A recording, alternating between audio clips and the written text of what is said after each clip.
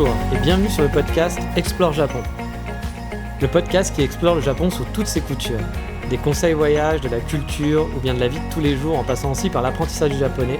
Partons ensemble pour ce magnifique pays qu'est le Japon.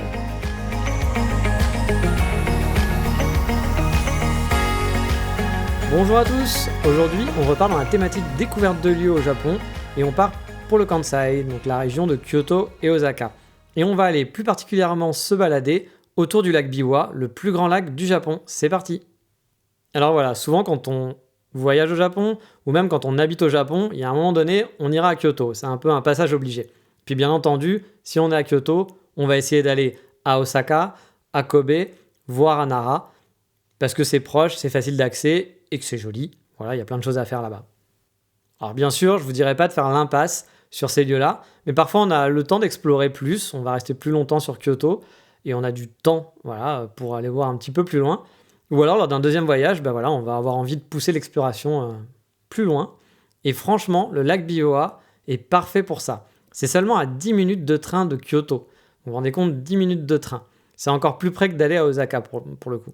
Alors vous allez me dire, ok, c'est sympa, c'est un lac, mais bon, si j'y vais pas l'été, ouais, on peut nager, c'est cool, on peut se balader sur le lac, mais qu'est-ce qu'on y fait réellement, quoi ? Alors c'est vrai, on peut nager, il y a même des plages de sable fin qu'on peut trouver en fait sur le lac Biwa, et l'été c'est un bon spot pour les gens qui habitent Kyoto par exemple, pour profiter un petit peu de l'eau, vu qu'il fait très chaud, parce qu'il y a bien la mer à Osaka et à Kobe, mais je pense que si on veut vraiment être tranquille, pour nager en tout cas, et pour prendre un peu le soleil, le lac Biwa c'est vraiment parfait pour ça. Et puis tout autour en fait du lac, il y a des montagnes, et donc il y a une tonne de randonnées, avec des paysages qui sont vraiment magnifiques. Vous avez un lac entouré de montagnes, c'est super beau. Mais on ne fait pas que ça au lac Biwa, et je vais justement vous parler un petit peu de tous les coins intéressants tout autour du lac. Alors déjà, pour info, le lac Biwa se situe dans la préfecture de Shiga. Voilà. Et quand on a envie, en fait, d'un coin plus calme, quand on habite Kyoto, si on en a marre un petit peu du tourisme de masse, vous serez largement plus tranquille au lac Biwa. Parce que souvent, en fait, les touristes ne vont pas si loin. Alors, il y en a, je ne vous dis pas qu'il n'y en a pas, mais voilà, souvent les touristes vont rester à Kyoto, vont aller à Osaka, à Kobe, mais ils vont pas plus loin. Donc si vous en avez vraiment marre d'avoir des touristes de partout, au lac Biwa, vous serez beaucoup plus tranquille. En plus, le côté pratique, c'est qu'on peut faire des day trips en partant d'à peu près partout. C'est-à-dire que si vous êtes à Kyoto, à Osaka ou à Nagoya, c'est très simple d'aller au lac Biwa et ça se fait très rapidement. Bon alors après, on est bien d'accord, quand je vous dis des day trips, ça ne veut pas dire que vous allez faire tout le tour du lac Biwa et que vous allez faire toutes les attractions qu'il y a autour du lac Biwa en une seule journée. Mais bon, du coup, vous pouvez rester dormir dans l'une des grosses villes et faire des allers-retours sans problème chaque jour pour aller au nord du lac, pour aller au sud, à l'ouest, à l'est. Le nord, par exemple, par rapport à Kyoto, c'est à peine à 1h30, 2 heures de train, je dirais plutôt 2 heures. 2 heures de train local avec juste un seul changement. Donc, comme vous voyez, c'est largement faisable de faire un day trip dans la journée, faire un aller-retour. 2 heures de train, ça se fait. Mais bon, maintenant, il est temps de prendre le train pour aller voir justement tout ce qu'on peut faire autour du lac Biwa. Alors on va commencer par peut-être le spot le plus connu, mais qui vaut vraiment le détour, c'est Hikone. Alors Hikone, en fait, c'est connu parce qu'il y a un petit château qui est assez rare parce qu'il est encore d'époque. Il y a très peu de châteaux qui sont encore d'époque, la plupart ont été reconstruits, ont été détruits et reconstruits, et lui, il est vraiment d'époque, et il est vraiment tout mignon. Il surplombe le lac, on a une vue magnifique sur le lac Biwa et sur les montagnes, et franchement, c'est très très cute. Il est tout petit, c'est pas le plus gros, c'est pas le plus majestueux, mais il a son charme. Et si vous aimez les chats, la mascotte du château et de la ville, c'est Ikonia. Il y a une petite musique qui passe en boucle, on devient vite fou si on reste longtemps sur place, mais vous la verrez partout, c'est vraiment la mascotte de la ville. J'ai même vu des pierres tombales à l'effigie de Ikonia. Alors bon, je ne sais pas si j'enterrerai ma famille ou avec une pierre tombale Ikonia, mais bon, on ne sait jamais, il y a peut-être des fans. C'est un peu bizarre quand même, mais c'est le Japon, il y a toujours des trucs bizarres au Japon.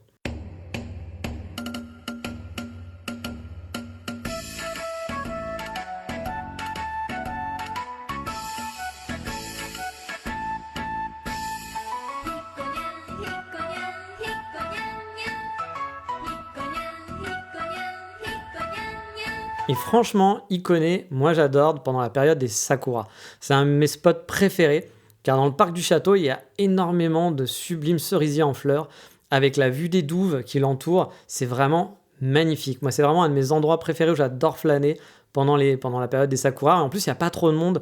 Les touristes ne vont pas encore en masse à Hikone. La plupart du temps, quand je vois des touristes sur place, ça va être des touristes japonais, voire un petit peu des touristes chinois. Mais voilà, sinon, c'est rare et il n'y a pas une foule monstrueuse. Ah, et petit aparté, je suis désolé, le son va être différent. Mais en fait, comme je vous ai déjà expliqué, je crois, dans un précédent podcast, il y a des enfants qui font que sauter en trampoline toute la journée en hurlant sans arrêt, juste en face de chez moi. Et du coup, j'avais pas envie que vous entendiez des hurlements parce qu'on les entend vraiment, elles font que hurler non-stop, elles font que sauter en trampoline 24 heures sur 24, tous les jours. Et parfois, j'ai un petit créneau, donc je peux enregistrer dans ma chambre. Mais là, du coup, je me suis mis dans un petit box, donc ça va résonner, ça va pas être tout à fait le même son. Donc je suis vraiment désolé pour la différence de son pour cet épisode, mais j'ai pas le choix. Mais revenons à Iconé, donc je vous conseille vraiment de prendre le temps de vous balader dans tout le parc, ne pas visiter que le château. La plupart des gens font l'erreur de visiter le château et d'aller voir un petit jardin japonais payant. Mais vraiment, baladez-vous derrière, allez dans les petits chemins, c'est pas très grand. Et personne n'y va en fait, souvent on est tout seul dans le parc et c'est là que c'est le plus joli parce qu'il y a des magnifiques cerisiers en fleurs, surtout à cette époque-là de l'année, mais même en dehors des cerisiers, c'est calme, ça fait une petite balade assez sympa. Donc en plus du château, moi franchement, je vous le conseille vraiment. Ikone, c'est environ à 1h30 de Kyoto en train direct via la gare de Kyoto. Donc quand je vous dis que c'est pas loin, c'est vraiment pas loin. 1h30 dans une journée, ça se fait vraiment très facilement. Je vous conseille au moins une bonne demi-journée sur place, mais une journée c'est peut-être un peu too much, mais une demi-journée c'est bien et vous pouvez le coupler avec autre chose. Vous allez voir, il y a d'autres visites à faire qui sont juste à côté. Alors je préfère vous préciser aussi dans cet épisode, je vais juste vous donner des pistes et vous expliquer pourquoi le lac Biwa c'est top. Mais par contre, je ne vais pas aller en détail sur chaque place. Je referai des épisodes spécifiques pour chaque coin, comme pour Ikone, parce qu'il y a plein de choses, des petits trucs que je peux vous dire, des anecdotes, des bons cafés, des bons restos parfois que j'ai pu visiter. Mais ça, je ferai des épisodes spécifiques. Donc là, c'est juste une vue d'ensemble. Et je vous ai mis quelques photos aussi pour vous faire une idée des lieux dont je vous parle, parce que parfois les photos aussi c'est plus parlant, qui sont donc disponibles sur la page de l'émission d'explorejapon.com. Et si vous êtes à Ikone, vous avez deux autres options. La première option, après ensuite, c'est d'aller donc un peu plus au nord, où vous avez la ville de Nagahama, pardon. Donc c'est pas vraiment super touristique, mais ça reste au bord du lac, il y a même une petite plage, c'est assez mignon. Il y a quelques attractions qui sont intéressantes et ça sort vraiment du circuit traditionnel. Vous allez pouvoir passer une bonne journée ou une demi-journée dans cette ville. Il y a un musée de la figurine qui est assez rigolo, d'une marque assez connue de figurines, et donc ils ont leur musée sur place. Vous pouvez voir, pour ceux qui connaissent, donc des figurines de dessins animés, des mechas, voire des figurines de Tortues Ninja. Il y a un grand dinosaure géant à l'entrée, c'est marrant aussi pour la photo. Il y a aussi un autre musée sur, je crois, le travail du verre que je n'ai pas fait. Et franchement, ça a son charme, c'est une petite ville qui a son charme. Je vous dis pas que c'est l'endroit à aller. Voilà, si vous devez aller au Japon, c'est pas le premier endroit où aller. Mais si vous avez commencé à faire le tour et que vous êtes dans le coin, franchement, c'est cool. Et je crois que c'est à seulement 20 minutes de train, il me semble de mémoire, d'Ikone, donc c'est vraiment très proche. Et juste avant Ikone, donc ça c'est dans le nord, mais juste avant Ikone, au sud d'Ikone, donc plus en direction de Kyoto, vous avez la ville d'Omiyachiman. Là-bas, vous pouvez faire une combo facilement d'Ikone Omiyachiman, faire par exemple Omiyachiman le matin et Ikone l'après-midi. Car Omiyachiman, honnêtement, c'est pas bien grand. En fait, la principale attraction, c'est un canal qui va se balader, qui va serpenter un petit peu au milieu de la vieille ville. Par contre, c'est super mignon. Pareil, pendant les sakuras, c'est très très joli. J'avais fait des belles photos là-bas. Mais par contre, voilà, on n'y reste pas non plus toute la journée. Il y a aussi un téléphérique qui vous amène en fait sur une genre de petite colline. Vous avez une belle vue sur le lac Biwa. Là aussi, c'est pas non plus extraordinaire à faire. Mais si vous êtes dans le coin et que voilà, vous vous dites je vais pas rester juste une heure et j'essaye un peu de... Ça se fait. Il y a une belle vue, mais par contre, il faut que le temps soit dégagé, sinon vous n'allez pas voir grand-chose. Mais voilà, avant de passer à Ikone, vous pouvez faire une pause à Omiyachiman, vous allez voir les photos. C'est franchement super mignon. Et là, on va se rapprocher de Kyoto parce qu'il y a la ville d'Otsu qui est à peine à 10 minutes de train seulement. Donc comme je vous dis que c'est vraiment proche, c'est vraiment 10 minutes de train, et en train direct, bien entendu. Otsu, c'est la grosse ville en gros du lac Biwa. C'est une ville balnéaire. La ville en elle-même, elle n'est pas super jolie, mais il y a vraiment plein de temples à visiter qui sont plutôt chouettes, et certains qui sont très très grands et qui valent le détour. La vue sur le lac est aussi assez cool. Il y a des excursions en bateau, voire des gros bateaux à vapeur à l'américaine, comme on peut voir sur le Mississippi par exemple, qui sont accessibles. Moi, j'ai pas essayé, mais il y avait beaucoup de touristes qui rentraient sur ces bateaux, donc c'est peut-être assez sympa. Et la petite balade le long de la rive, flâner un petit peu, explorer les différents temples, franchement, ça vaut vraiment le coup d'œil. Et pareil, au-dessous, je ferai une émission spécifique pour vous parler des différents temples.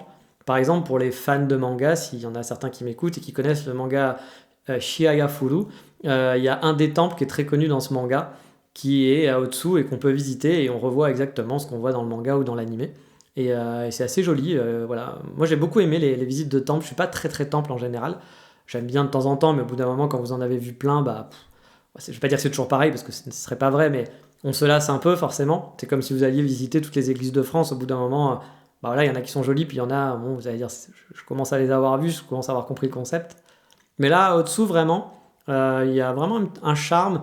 Il y en a un avec une superbe vue aussi, qui surplombe un peu la ville. Et du coup, on a une vue magnifique. Pareil, je vous mettrai des photos, vous allez pouvoir voir. Et au-dessous, voilà, ça vous permet de prendre un peu l'air marin, si on veut, parce que c'est un lac, hein. Mais il n'y a pas trop de touristes et du coup, c'est agréable. Alors l'été, je ne suis pas allé en pleine période d'été, vraiment, voilà, à ce moment-là, mais je pense qu'il y a plus de gens, parce que ça fait un peu cité le balnéaire avec des gros immeubles et tout, etc. C'est pas très joli dans ce cadre. Mais ouais, franchement, si vous voulez, encore une fois, hein, faire un truc qui change, avoir moins de touristes, c'est à 10 minutes et vous allez vous passer une bonne journée là-bas. Donc toutes les villes dont je vous parlais, que ce soit Ikone ou Omihachiman, c'était à l'est du lac. Et à l'ouest, on a une autre attraction qui est assez connue par les locaux, c'est ce qu'on appelle la Biwako Valley. C'est une station de ski en fait, car on peut skier, effectivement, au lac Biwa, en plus de barboter dans le lac, l'hiver on peut skier. Alors je pense pas qu'il y ait des... Voilà, c'est pas une grosse station comme nous on connaît dans les Alpes par exemple, mais a priori ça fait le job. Et du coup en fait il y a un petit télésiège ou téléphérique, je sais plus, j'ai un doute, qui monte voilà, je sais plus quelle est la station, mais vous faites une petite recherche sur internet ou je vous le mettrai sur le site, et vous arrivez directement en fait à cette station de ski. Et dessus en fait l'intérêt pour y aller pendant l'été et pas l'hiver par exemple, c'est que l'été déjà il n'y a pas grand monde. Et vous allez avoir en fait une vue mais vraiment sublime sur le lac Biwa. Il y a un petit café avec une terrasse aménagée et vous avez une vue, mais alors il faut y aller vraiment en temps dégagé, mais par temps dégagé, c'est magnifique. Vous avez une vue qui est juste sublimissime. Donc voilà, c'est pareil, ça prend un petit peu de temps pour y aller aussi, je pense que c'est 1 heure et quelques. C'est un petit peu plus excentré que le reste parce que vous voyez, Ikone, on peut le coupler avec d'autres villes.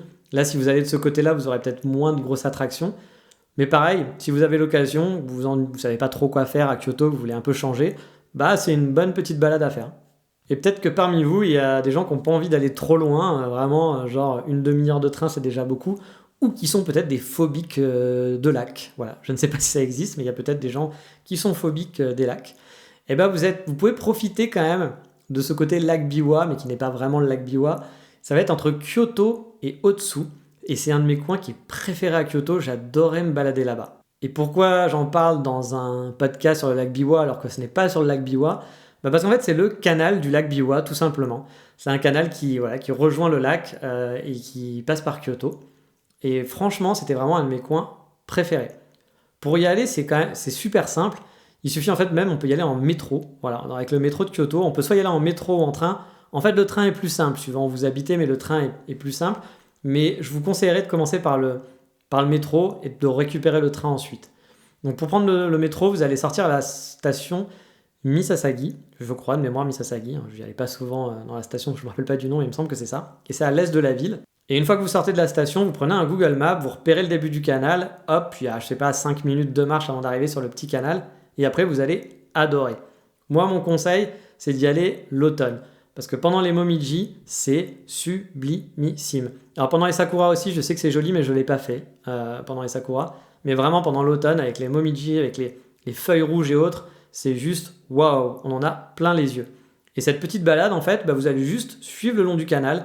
Il n'y a aucun touriste qui va là-bas pour l'instant. Je peux vous le certifier, j'y suis allé plusieurs fois et on ne croise jamais de touristes. On ne croise que des locaux qui se baladent, qui viennent prendre l'air. Et on ne croise jamais aucun touriste et je comprends même pas pourquoi c'est pas dans les guides parce que c'est accessible, c'est vraiment dans Kyoto et c'est super joli. Donc voilà, le but c'est de suivre le canal, peut-être pas d'aller jusqu'au bout totalement, mais je vous invite vraiment à essayer d'aller assez loin parce que la balade elle est vraiment belle et il y a des petites surprises et des petits trésors. Si vous farfouillez, vous explorez, vous allez trouver des petits temples qui sont magnifiques. Mais il faut oser rentrer en fait, parce que parfois on n'ose pas vraiment rentrer alors qu'il y a des choses cachées et là-bas moi j'ai fait vraiment des super belles découvertes. Et donc après, vous revenez sur vos pas et vous retournez à la station Yamashina qui est à seulement 3 minutes de la Kyoto Station en train. Donc quand je vous dis que c'est à côté, c'est que c'est vraiment à côté, on ne peut pas faire mieux. Et vraiment, entre les petits temples qui sont planqués, et j'ai même par exemple un jour, une anecdote, j'ai croisé en fait un cerf, vraiment un cerf qui était majestueux, qui s'est trouvé juste devant moi. Il était en hauteur en plus, et c'était sublime parce qu'il était à quelques centimètres de moi, quoi. Et j'ai pu faire une photo assez vite avant qu'ils partent. Je vais vous la mettre sur le site Explore Japon aussi. Et franchement, c'était waouh quoi. Et il y a des temples qui sont vraiment super beaux. je sais pas, c'est calme, c'est agréable. Et moi, en habitant là-bas, c'est vrai que les coins touristes, c'était pas mon truc. Parce que quand vous habitez sur place, vous n'avez pas envie de voir plein de touristes et d'avoir de l'agitation. Là-bas, c'était parfait pour être tranquille et en avoir plein les yeux. Mais du coup, comme je vous l'avais dit, je vous ferai un épisode sur les lieux spécifiques. Et forcément, je ferai un épisode sur tout ce coin-là, qui est proche de Kyoto. Parce qu'il y a vraiment moyen de passer une bonne journée de balade tout autour, avec plein de petits trésors. Et comme je vous dis, où il n'y a quasiment aucun touriste qui y va, alors que c'est juste à côté, c'est à 3 minutes en train. Et puis il y a aussi un truc tout bête, qui peut se faire. Moi, je ne l'ai pas fait, mais on me l'avait conseillé, mais j'avoue, j'avais pas pris le temps de le faire. C'est juste le train. Vous prenez le train et vous faites le tour. Vous faites le tour du lac Biwa. On peut faire le tour du lac Biwa avec un train. Alors, je pense pas qu'il y ait un train direct. Je pense qu'il faut faire un changement à un moment donné, ou peut-être 2. Ça va sûrement vous prendre 3 heures, peut-être. J'ai pas regardé, mais vu qu'il faut à peu près 1h30, 2 heures pour aller au nord, je pense qu'il faut faire 3 heures, 3-4 heures pour faire le tour. Mais ça peut être très joli parce que vraiment les montagnes avec le lac, on a des vues de temps en temps qui sont vraiment sublimes. Alors parfois vous passez au milieu de ville, donc c'est pas très joli, vous êtes un petit peu excentré au milieu de nulle part, mais souvent il y a des vues qui sont très très belles. Moi je me souviens, j'adorais passer quand j'allais à Icône et autres, et qu'il y avait de la neige sur les montagnes qu'on voyait juste à côté, avec le lac à gauche, les montagnes à droite enneigées. C'était juste vraiment magnifique. Donc vous l'aurez compris, moi le lac Biwa c'était vraiment un de mes endroits préférés quand j'étais à Kyoto, quand j'habitais là-bas. Et c'est vrai que le Kansai est très pratique pour ça, parce que vous avez énormément de lieux qui sont très pratiques et accessibles en train. Vous pouvez aller à Kobe, vous pouvez aller à Osaka, vous pouvez aller dans des coins beaucoup plus reculés, mais qui sont très jolis, très facilement et pour pas cher. Le Kansai a vraiment cet avantage-là de pouvoir bouger dans plein d'endroits qui sont totalement différents. Mais bon, on reparlera en détail de toute façon de tous ces endroits dans des épisodes spécifiques. Maintenant, on va quitter le lac Biwa et on va passer au coup de cœur du moment. Et pour ça, on va encore prendre le train, mais cette fois direction Hiroshima.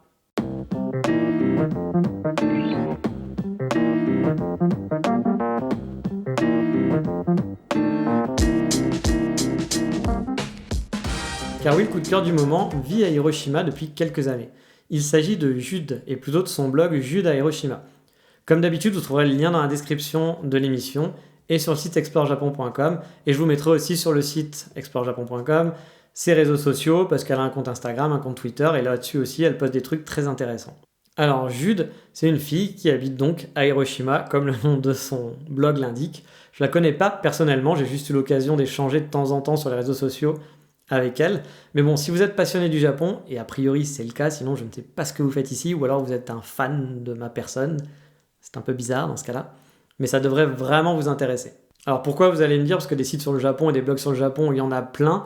En fait, son blog, il est vraiment chouette parce qu'il parle du Japon de tous les jours. Son quotidien vraiment à elle, ça va être son quotidien de freelance. Elle va par exemple vous expliquer comment ça marche pour son boulot.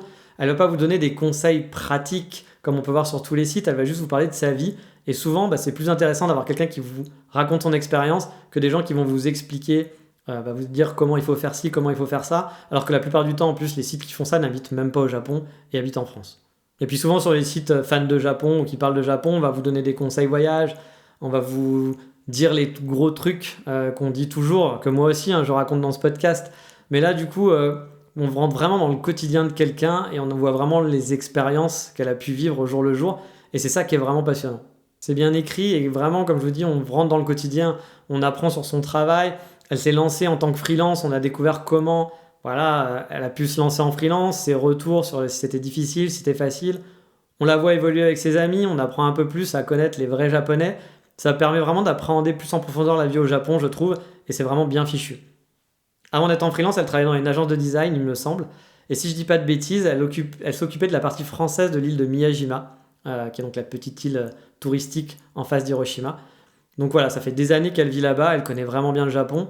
Et franchement, si vous ne connaissez pas son blog, allez-y, parce que pour moi, c'est un des meilleurs blogs traitant du Japon. Mais voilà, c'est fini pour aujourd'hui. Et dans le prochain épisode, on va attaquer un gros dossier. Ça sera peut-être un podcast un peu long, mais ça sera pour vous expliquer comment choisir son école de langue au Japon si vous souhaitez tenter l'aventure. En fait, je vous donnerai quelques petits conseils pour bien choisir son école. Il y a des sites qui sont vraiment bien faits pour ça. Et puis il y a des choses qu'il faut prendre en compte avant de choisir son école. Mais tout ça sera dans le prochain épisode. Donc je vous dis à bientôt pour le prochain épisode. Mata, ciao, bye bye.